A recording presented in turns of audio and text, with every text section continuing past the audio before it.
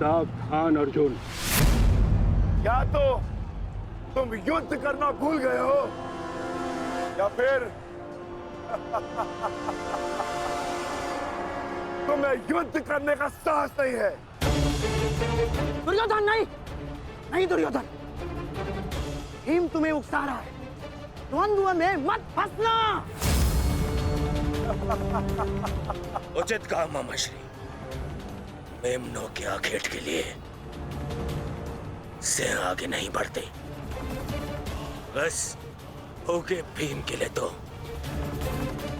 मेरी कलिंग की सेना ही पर्याप्त है। कलंक के वीरों, आक्रमण करो और इसको बंदी बना लो। जाओ।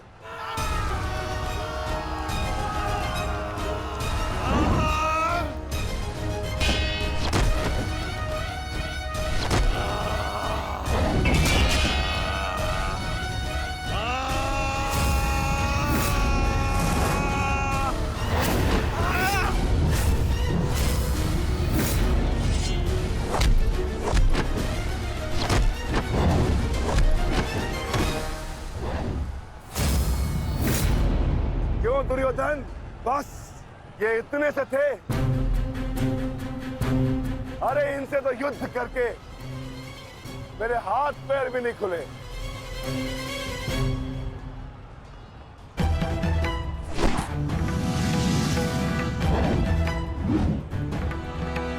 आप नियम भंग कर रहे हैं आचार्य। आप एक साथ दो पर आक्रमण नहीं कर सकते। स्मरण रहे कि युद्ध के नियम के अनुसार दो योद्धा एक योद्धा पर आक्रमण नहीं कर सकते, पर तो एक योद्धा दो योद्धाओं पर आक्रमण कर सकता है। सहदेव,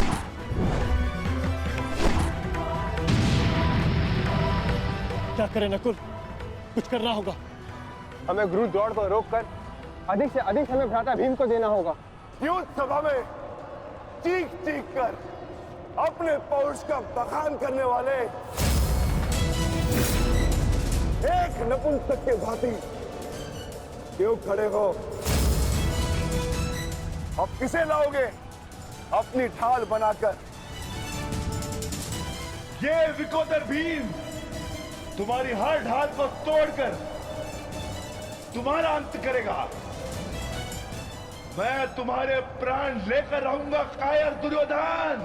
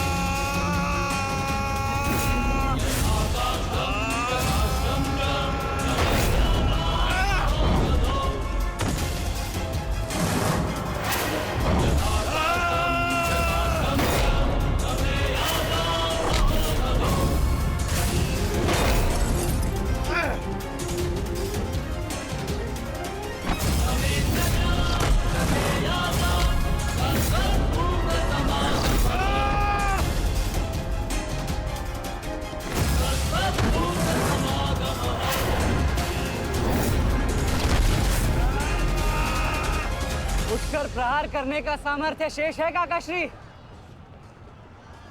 या पराजय स्वीकार करते हैं? जय और पराजय की चुनौती बराबरी के योद्धाओं को दी जाती है बालक।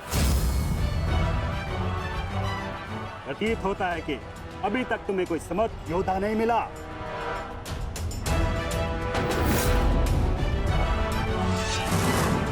मैं शब्दों के बाण नहीं चलाता नानाश्री। अच्छा, तो युद्ध करो या समर्पण करो।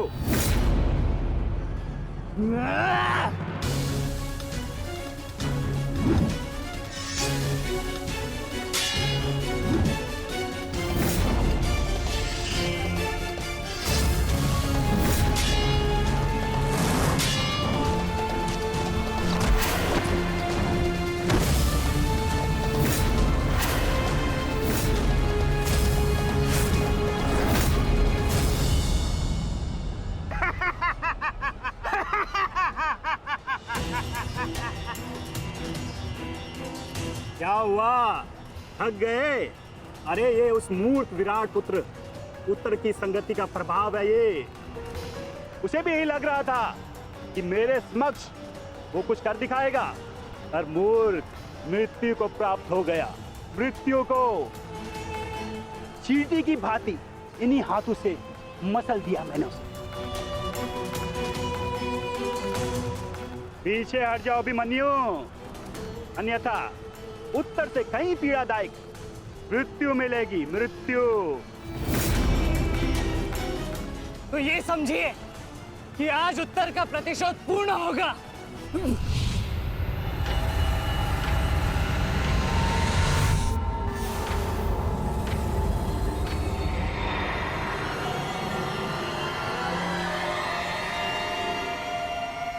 फिर से मूर्खता कर रहे हो अभिमन्यु? मेरी शक्तियों के बारे में ज्ञात नहीं है।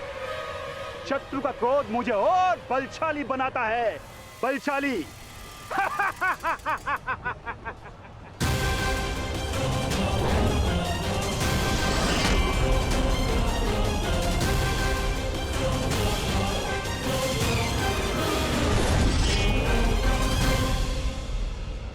इतना ललकारने के पश्चात भी तुम रथ पर छिप कर बैठे हो दुर्योधन। मैं भी कैसा मूर्ख हूं, एक नपुंसक के वध की प्रतिज्ञा कर बैठा।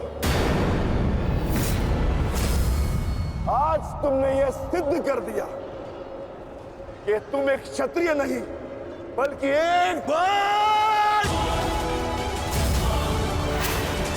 बहुत हो गया। सावधान! क्रोध से भरे कुमार भीम अब युवराज दुर्योधन की ओर बढ़ रहे हैं महाराज। मेरा दुर्योधन किसी संकट में तो नहीं ना? कहीं ऐसा तो नहीं कि भीम युद्ध के दूसरे दिन ही पांडव पक्ष को जय श्री दिलवा दे?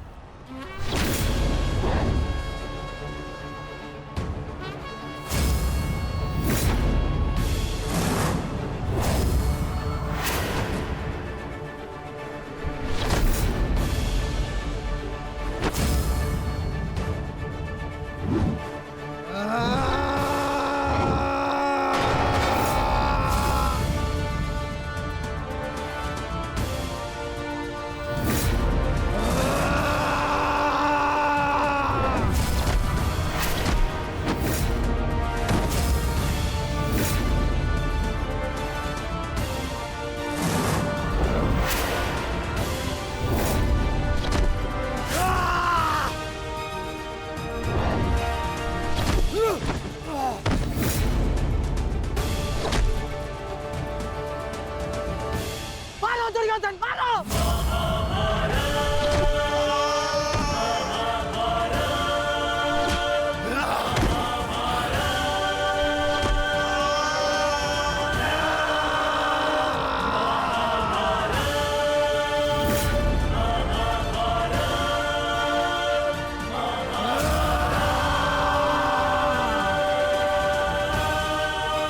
क्या हुआ गदाधारी भीम?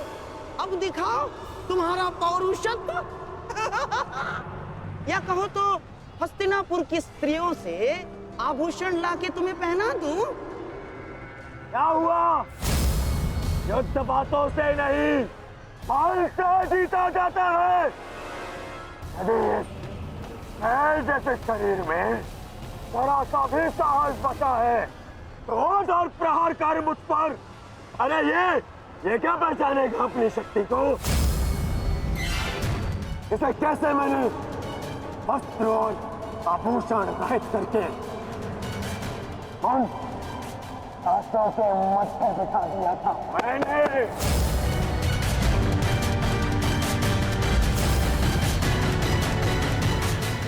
कदाचित ये भी भूल गया है कि कैसे मैंने बड़ी सभा में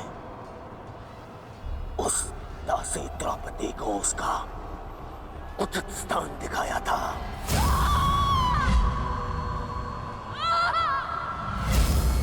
आओ दासी द्रौपदी, आकर मेरी गंगा में बैठो।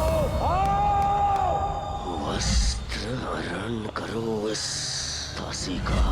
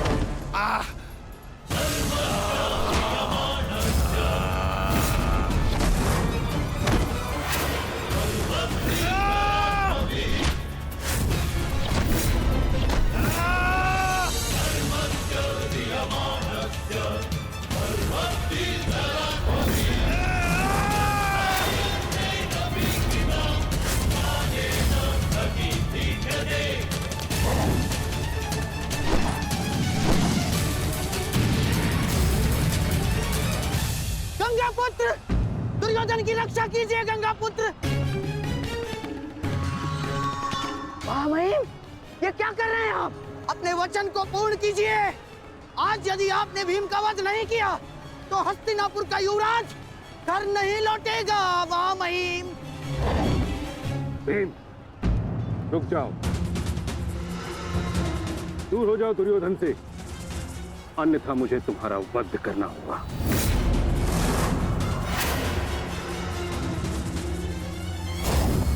सावधान पितामह, यदि आपने भ्राता भीम पर प्रहार किया तो मुझे विवश होकर आप पर बाण संधान करना होगा। हट जाओ भीम। क्षमा चाहता हूं पितामह, आप अपना वचन पूर्ण कर रहे हैं तो मुझे भी अपनी प्रतिज्ञा का मान रखना है। आज मैं इस दुर्योधन का वध तो करके ही रहूंगा, चाहे इसके लिए मुझे स्वयं के प्राण क्यों न गंवाने पड़े।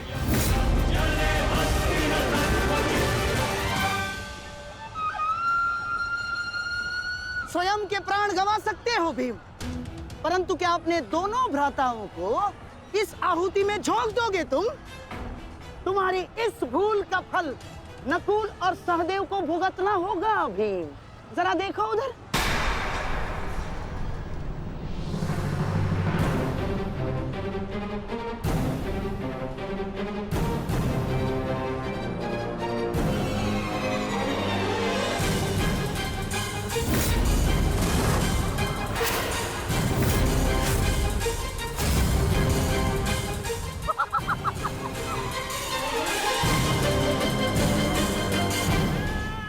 पिताश्री,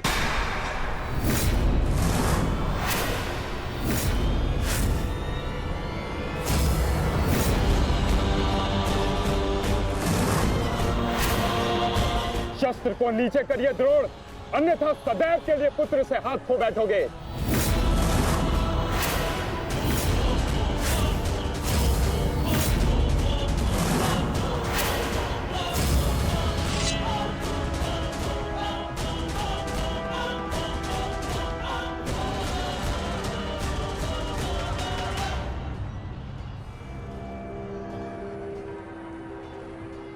दुर्योधन, तेरा अंत आ गया है।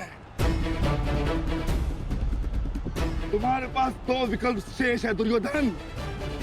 या तो देश युधिष्ठिर के समक्ष आत्मसमर्पण करो, अपनी सेना को पीछे हटने का आदेश दो, या फिर अपने प्राण यमराज को समर्पित करो।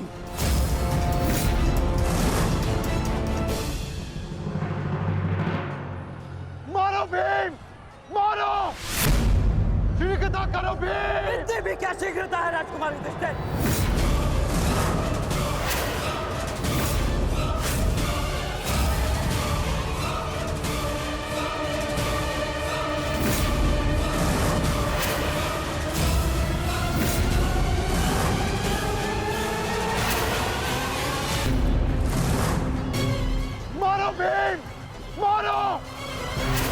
करो भीम। इतनी भी क्या शीघ्रता है राजकुमार युधिष्ठिर?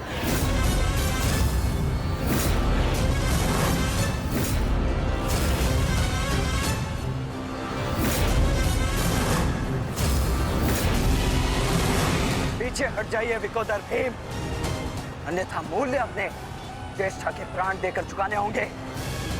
नहीं भीम, नहीं, मेरी चिंता मत करो, अपना वचन पूर्ण करो।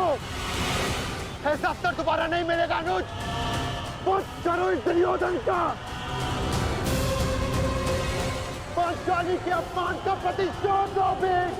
करो इस दुर्योधन को। एक बार पुनः सोच लीजिए, अवसर दोबारा मिल सकता है परंतु ज्येष्ठ के प्राण दोबारा नहीं लौटेंगे। मारो भीम, मारो।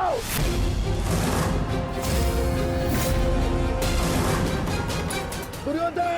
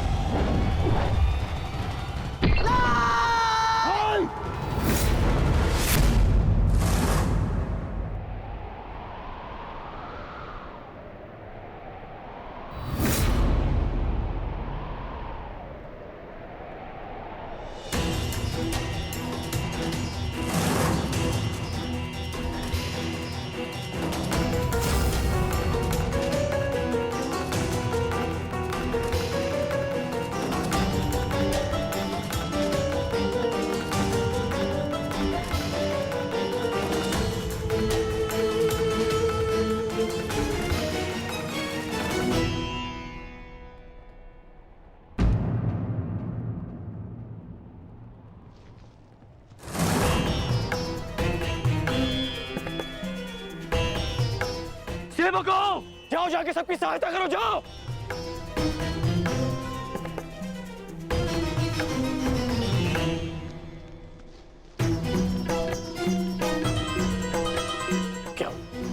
क्या हुआ?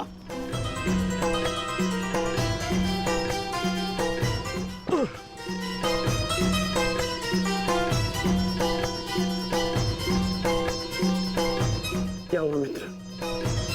आज हम ये युद्ध हारने ही वाले थे मित्र। उस भीम ने मेरा वध कर ही दिया था, परंतु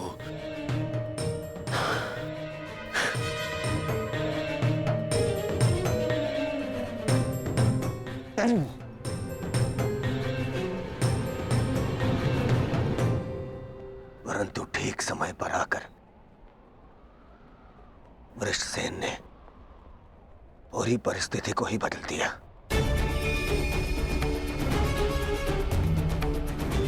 वीर वृषसेन ने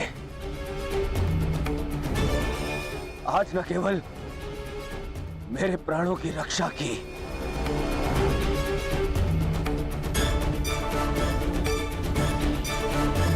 अभी तो कौरव सेना को एक लज्जाजनक हार से भी बचाया।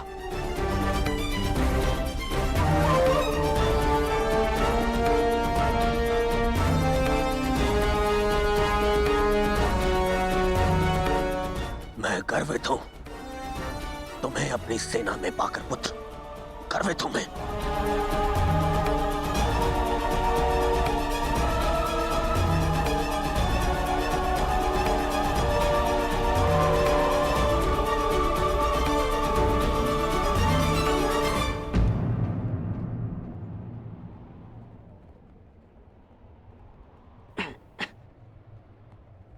आप फिर से मेरे घाव देख रहे हैं ना पिताश्री,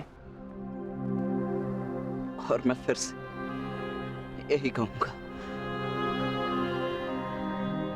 चिंता मत कीजिए।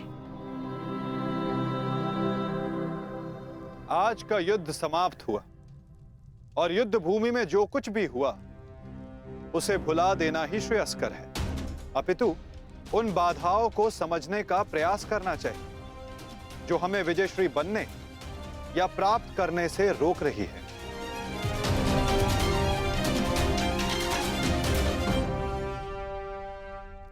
सबसे बड़ी बाधा तो वो कर्ण का पुत्र वृषसेन है।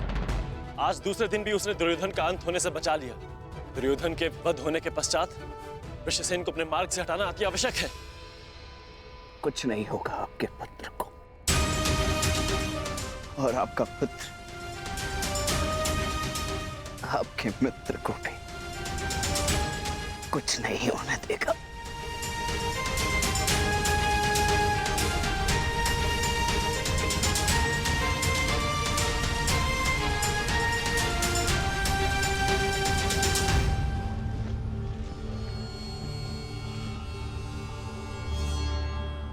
मित्र, आज का दिन हमारे पक्ष में नहीं था।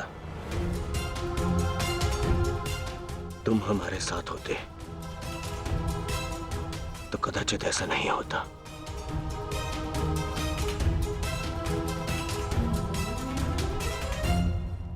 आज युद्ध भूमि में कौरव केवल धर्मराज युधिष्ठिर का वध करने का प्रयत्न करते रहे,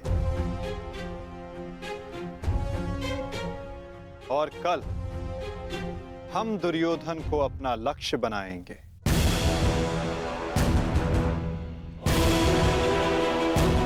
क्योंकि दुर्योधन के अंत के साथ कौरवों की पराजय भी निश्चित है।